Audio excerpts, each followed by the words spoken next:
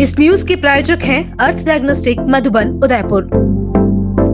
राजीव गांधी पंचायती राज संगठन के प्रदेश अध्यक्ष सीबी यादव ने प्रदेश कांग्रेस अध्यक्ष गोविंद सिंह डोटासरा जी एवं राष्ट्रीय अध्यक्ष की सहमति से संगठन के राजसमंद जिलाध्यक्ष पद पर युवा नेता व पीसीसी सदस्य देवकी नंदन गुर्जर के पुत्र अजय गुर्जर को नियुक्त किया है। अजय गुर्जर के राजसमंद जिलाध्यक्ष बनने पर आज सुबह चौपाटी पर नगर कांग्रेस कमेटी ने नगर अध्यक्ष दिनेश एम जोशी के नेतृत्व में और पालिका अध्यक्ष मनीष राठी, उपाध्यक्ष श्यामलाल गुर्जर के साथ उनका जोरदार स्वागत सत्कार किया और कांग्रेस जिंदाबाद के नारे लगाए। इस दौरान गाइड संघ अध्यक्ष अर्जुन गुर्जर, कांग्रेस के पूर्व अध्यक्ष रमेश जैन, उपभोक्ता भंडार अध्यक्ष पीयूष त्रिपाठी, उपाध्यक्ष चंद्र सिंह कोठारी, प्रवक्ता विशाल उपाध्याय,